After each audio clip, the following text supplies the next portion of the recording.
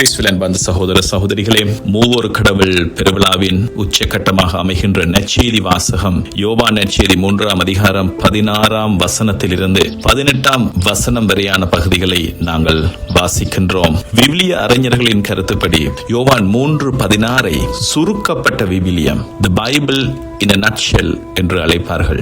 முழு விவிலியத்தின் சாரம்சமும் ஒட்டுமொத்த மீட்பு வரலாற்றின் மைய புள்ளியும் இந்த வரிகளில் அடங்கியுள்ளன.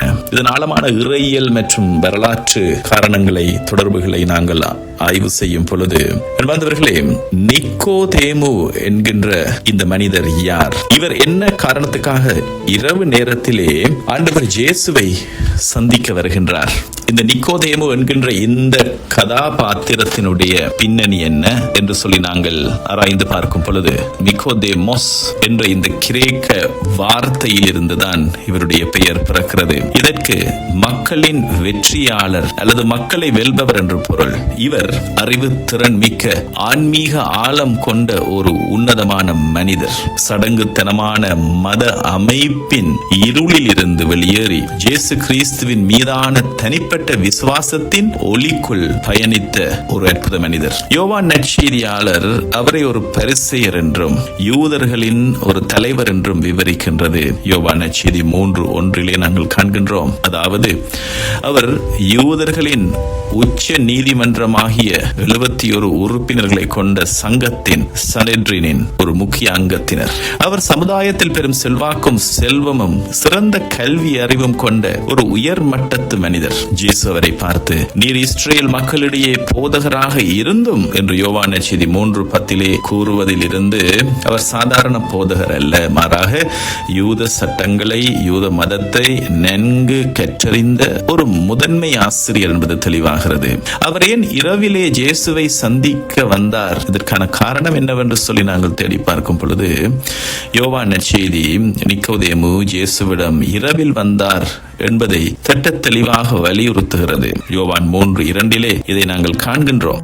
முதலாவது காரணமாக அரசியல் சமூக காரணம் இருக்கலாம். ஒரு உச்ச நீதிமன்ற உறுப்பினராக இருந்த நிக்கோதேமு அக்காலத்திலே சர்ச்சைக்குரியவராக பார்க்கப்பட்ட கலிலேயாவிலிருந்து வருகின்ற ஒரு போதகரான ஒரு சாதாரண மனிதரோடு பகிரங்கமாக தொடர்பு வைத்திருந்தார். அவரது பதவி பறிபோகும், சமுதாயத்திலே அவப்பெயர் உண்டாகும், அவமானம் மற்றும் பல கேலி பேச்சுக்கள்.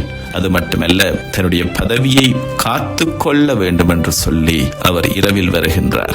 இரண்டாவது காரணமாக ஒரு குறியீட்டு காரணம். யோவான் நற்செய்தியாளர் குறியீட்டு நற்செய்தியாளர். ஆகவே இந்த நற்செய்தியிலே ஒளி இருள் ஆகிய இரு வார்த்தைகளை பற்றி ஆழமான ஆன்மீக விவரிப்பும் அர்த்தமும் இந்த பகுதியிலே நாங்கள் காண்கிறோம். நிக்கோதேமு இரவில் வந்தார் என்பது அவர் எவ்வளவுதான் பெரிய ஆன்மீக தத்துவ மேதையாக இருந்தாலும் அவரது ஆன்மா இன்னும் அறியாமை என்னும் இருளில் தவித்துக் கொண்டிருக்கின்றது. அவர் உண்மையான ஒளியாகிய இயேசுவை தேடி வருகின்றார் என்பதை இது குறிக்கிறது. நிக்கோதேமுவின் வாழ்க்கை ஒரு இரகசிய சீடராக இருந்து, ஆனால் படிப்படியாக துணிச்சல் பெற்று இறுதியில் அனைவராலும் கைவிடப்பட்டு இருந்த வேளையிலே பகிரங்கமாக வந்து நிற்கும் ஒரு உன்னதமான ஆன்மீக வளர்ச்சியை காட்டுகிறது. என்பவர்களே, யோவான் நற்செய்தியிலே நிக்கோதேமு 3 முறைகள் வருகின்றார். முதலாவது நிலை, இருளில் தேடியவர். யோவான் நற்செய்தி 3ஆம் அதிகாரத்திலே இயேசுவிடம் இருக்கின்ற இறை வல்லமையை உணர்ந்து அவரிடம் ஆன்மீக கேள்விகளை கேட்க வருகின்றார். ஆனால் மறுபடி பிறப்பது போன்ற ஆவிக்குரிய கருத்துக்களை புரிந்து கொள்ள முடியாமல் தவிக்கின்றார். இந்த சந்திப்பின் இறுதியில் அவர் எவ்வித முடிவும் எடுக்காமல் அமைதியாக கலைந்து செல்லுகின்றார். இரண்டாவது தருணமாக நீதிமன்றத்திலே யோவான் நற்செய்தி 7ஆம் அதிகாரம் 50 51 வரையான வரிகளிலே நாங்கள் காண்கின்றோம். அவர் இயேசு சார்பாக பேசுகின்றார். யூத தலைவர்கள் எல்லோரும் இயேசுவை எவ்வித விசாரணையுமின்றி சட்டவிரோதமாக கைது செய்ய முயன்ற பொழுது நிக்கோதேமு தன் பதவியை, பெயரை பொருட்படுத்தாமல் எழுந்து நின்று, நம் சட்டம் ஒருவரது வாக்கு மூலத்தை கேளாது அவருக்கு தண்டனை தீர்ப்பளிக்கலாமா என்று இயேசுவுக்காக குரல் கொடுக்கின்றார். இதனால் மற்றைய தலைமை சங்கத்தின் உறுப்பினர்களின் ஏளனத்திற்கு ஆளாகின்றார். மூன்றாவதாக சிலுவை அடியிலே இயேசுவினுடைய இறந்த உடலை அடக்கம் செய்ய யோவான் நற்செய்தி 19 அதிகாரம் 39 வசனத்திலே நிக்கோதேமு துணிச்சலோடு வெளிச்சத்திற்கு வருகின்றார். அவருடைய சீடர்களும் அவரால் நன்மை பெற்ற அனைவரும் பயந்து ஓடிவிட்ட நிலையிலே இயேசுவின் உடல் அடக்கத்திற்காக 100 சுமார் 30 கிலோ வெள்ளை போலமும் கரியலமும் கலந்த மதிப்பு மிக்க நறுமண பொருட்களை கொண்டு வருகின்றார். அரிமத்தியா ஊர் ஜோசேப்போடு இணைந்து இரத்தம் சிந்தி உடைந்த இயேசுவின் உடலை தொட்டு எடுத்து மரியாதையோடு அதை அடக்கம் செய்கின்றார். அன்பானவர்களே, மூவொரு கடவுள் பற்றிய உரையாடலின் ஆழமான அர்த்தம் நிக்கோதேமுவோடு இயேசுவினுடைய உரையாடல். அதை நாங்கள் சற்று ஆழமாக பார்த்தோம் என்று சொன்னால், நிக்கோதேமு இயேசுவிடம் வந்த பொழுது சட்டங்களை பற்றிய ஒரு சாதாரண தத்துவ விவாதத்தை எதிர்பார்த்தார். ஆனால் இயேசுவோ மனித வரலாற்றில் மூவொரு கடவுள் எவ்வாறு இணைந்து செயல்படுகின்றார் என்ற உன்னத மறைபொருளை அவருக்கு வெளிப்படுத்தினார். தூய ஆவியானவரை பற்றி அவர் பேசுகின்ற அந்த வார்த்தைகள், மறுபடி பிறந்தால் அன்றி எவரும் கடவுளின் ஆட்சியை பார்க்க இயலாது என்று கூறுகின்ற இயேசுவின் வார்த்தைகளை நிக்கோதேமு சரியாக புரிந்து கொள்ளவில்லை. அதை எவ்விதமாக உடல் பிரகாரமாக புரிந்து கொண்டு வயதான மனிதன் எப்படி தாயின் கருப்பைக்குள் மீண்டும் புக முடியும் என்று கேட்கிறார். அதற்கு இயேசு, இந்த மறுபிறப்பு உடலின் பிறப்பு அல்ல, அது தண்ணீராலும் தூய ஆவியாராலும் ஏற்படுவது என்ற அந்த உண்மையை வெளிப்படுத்துகின்றார். தூய ஆவியானவரை இயேசு காற்றிற்கு நியூமா ஒப்பிடுகின்றார்.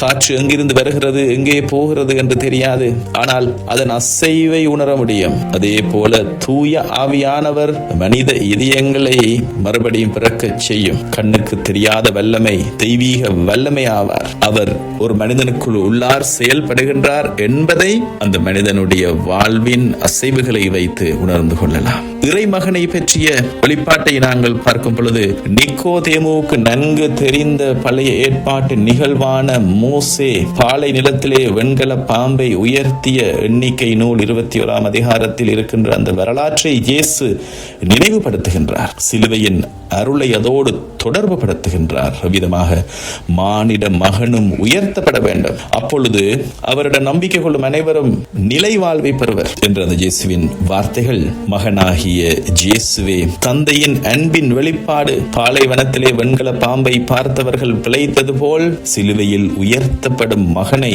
விசுவாசத்தோடு நோக்குபவர்கள், உற்று பார்ப்பவர்கள் பாவ தண்டனையில் இருந்து மீட்பு பெறுவார்கள். நிக்கோதேமு இயேசுவினுடைய இறந்த உடலை பொறுப்பெடுக்க வந்த அந்த தருணம், அன்று இரவிலே இயேசு பேசிய அதே வார்த்தைகள் நிக்கோதேமுவின் உள்ளத்தை நிறைத்திருக்கும். அன்று அந்த இரவிலே யோவான் 3 இயேசு அவரிடம் மானிட மகன் சிலுவையில் உயர்த்தப்பட வேண்டும் என்று சொன்ன அந்த தீர்க்க தரிசன வார்த்தை பெரிய வெள்ளியன்று நிக்கோதேமு சிலுவையில் மானிட மகனாகிய இயேசு ஆண்டவர் உயர்த்தப்பட்டிருப்பதை காணும் பொழுது அது நிறைவேறுகின்றது. தந்தை இறைவன் தன் ஒரே மகனை எங்கனம் கையளித்தார் என்பதை அவர் கண்கூடாக பார்க்கின்ற தருணம் இது. என்பதர்களே, தந்தை இறைவனை பற்றிய வெளிப்பாடு இறுதியாக தூய ஆவியின் காற்றிற்கும் இறை மகனின் சிலுவை பலிக்கும் பின்னால் இருக்கின்ற உன்னத ஆற்றலை, அந்த உன்னத ஆற்றலுக்கு காரணமாக இருக்கின்ற விண்ணக தந்தையின் அன்பார்ந்த இதயத்தை இயேசு வெளிப்படுத்துகின்றார். தம் ஒரே மகன் மீது நம்பிக்கை கொள்ளும் எவரும் அழியாமல் நிலை வாழ்வு பெறும் பொருட்டு அந்த மகனையே அளிக்கும் அளவிற்கு கடவுள் உலகின் மீது அன்பு கூர்ந்தார் என்கின்ற இந்த வார்த்தைகள் யோவான் நற்செய்தி 3:16 என்பது முழு நற்செய்தியின் சாராம்சம். தந்தை இறைவன் உலகை தண்டிக்க விரும்பவில்லை, மாறாக தன் அன்பின் காரணமாக தன் ஒரே மகனையே தியாகமாக ஒப்படைத்தார். இயேசுவின் இறந்த உடலை சிலுவையில் இருந்து இறக்கி அந்த உடலுக்கு நறுமண தைலம் பூசி இரத்தத்தால் தோய்ந்திருந்த அந்த உடலுக்கு நறுமண தைலம் பூசி துணியால் சுற்றி கொண்டிருந்த அந்த நிக்கோதேமு இனி இருளுக்குள் ஒளிந்து கொள்ளும் பழைய பரிசேயர் அல்ல, தூய ஆவியின் காற்று அவர் ஆன்மாவை மறுபடியும் பிறக்கச் செய்கின்றது. அவர் மகனின் சிலுவை அன்பால் மீட்கப்பட்டு விண்ணக தந்தையின் உண்மையான பிள்ளையாக ஒளியில் எழுந்து நிற்கின்றார். அன்பார்ந்தவர்களே, இன்றைய நற்செய்தி பகுதியிலே நாங்கள் காண்கின்ற சில முக்கியமான வார்த்தைகளை அதனுடைய சொற்பிறப்பியல் அடிப்படையிலே ஆராய்ந்து அதனுடைய முக்கியத்துவத்தை நாங்கள் ஆராய்ந்து பார்த்தோம் என்று சொன்னால், முதலாவதாக நாங்கள் காணக்கூடிய ஒரு வார்த்தை அன்பு கூர்ந்தார் என்கின்ற அந்த வார்த்தை. இந்த அன்பு கூர்ந்தார் என்கின்ற இந்த வார்த்தைக்காக கிரேக்க சொல்லாக பயன்படுத்தப்பட்டிருப்பது அகாப்பே என்கின்ற அந்த வார்த்தை. இது எவ்வித நிபந்தனையுமின்றி பிரதிபலன் பாராத தன்னை முழுமையாக கையளிக்கும் தெய்வீக தியாக அன்பை குறிக்கின்ற வார்த்தை. தந்தையின் அந்த அன்பு, இந்த தெய்வீக அன்பு. அன்பார்ந்தவர்களே, மூவொரு இறை கோட்பாட்டானது கத்தோலிக்க விசுவாசத்திலே மகன் இறைவன் தந்தையால் படைக்கப்பட்டவர் அல்ல, தூய ஆவியானவர் இறைவன் தந்தையால் படைக்கப்பட்டவர் அல்ல, மாறாக மகனும் தூய ஆவியானவரும் தந்தையோடு ஒரே பொருளானவர். உலகம் படைக்கப்படும் முன்பே நிலவிய இந்த தந்தை மகன் தூய ஆவிக்கிடையே இருக்கக்கூடிய அந்த ஆளுகை, அந்த உறவு இந்த அன்பின் உறவு.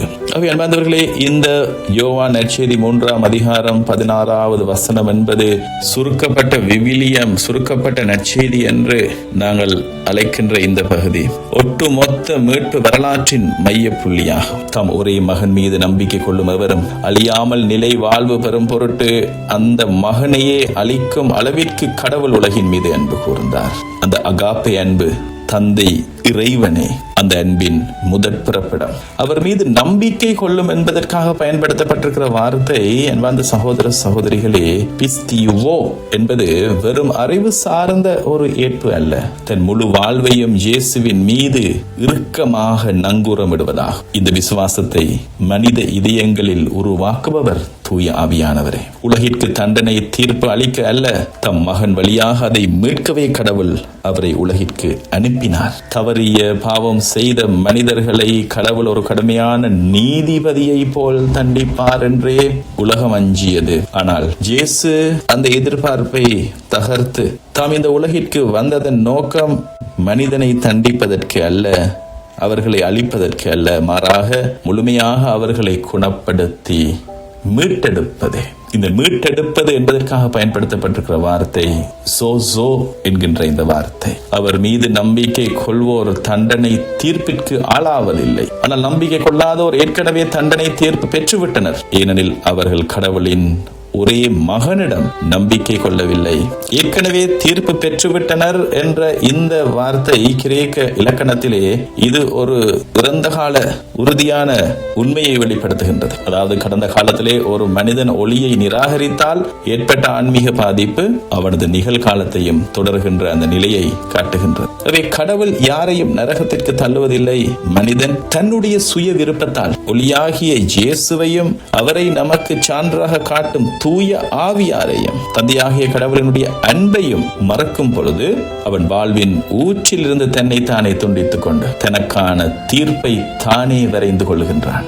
இந்த மூவொரு கடவுளின் பெருவிழாவை கொண்டாடுகின்ற இந்த ஞாயிற்றுக்கிழமையிலே நாங்கள் வாசிக்கின்ற இந்த நற்செய்தி வாசகத்திலே கடவுள் வரும் வார்த்தையோடு நின்று விடாமல் தன் ஒரே மகனையே சிலுவையில் தந்து அந்த இரக்கத்தை வரலாற்றில் செயலிலே நிரூபிக்கின்றார். நிக்கோதேமு என்கின்ற அந்த பெரிய தத்துவ மேதை அன்று இரவில் இயேசுவிடம் கேட்ட வினாக்களுக்கு இன்று சிலுவையின் அடியில் முழு விடை கிடைக்கின்றது.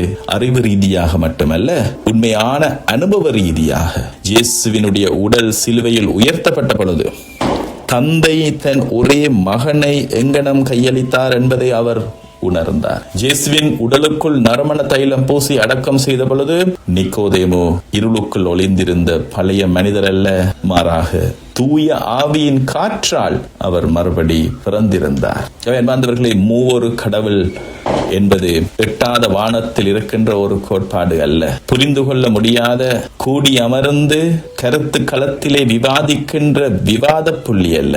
அது கிறிஸ்தவ வாழ்வின் மைய அனுபவம். அது பூமிக்கு இறங்கி வந்த தியாக அன்பு குறித்தது. அதனால் தான் நாம் ஒவ்வொரு திருப்பலியின் தொடக்கத்தில் பெறுகின்ற ஆசீர்வாதம் ஆண்டவர் இயேசு கிறிஸ்துவின் அருளும் தந்தையாகிய கடவுளினுடைய அன்பும் தூய ஆவியாரின் நட்புறவும் உங்கள் அனைவரோடும் இருப்பதாக என்ற அந்த வாழ்த்து வரிகள் ஒவ்வொரு நாள் வாழ்வின் அனுபவமாக அது மாறுகின்றது.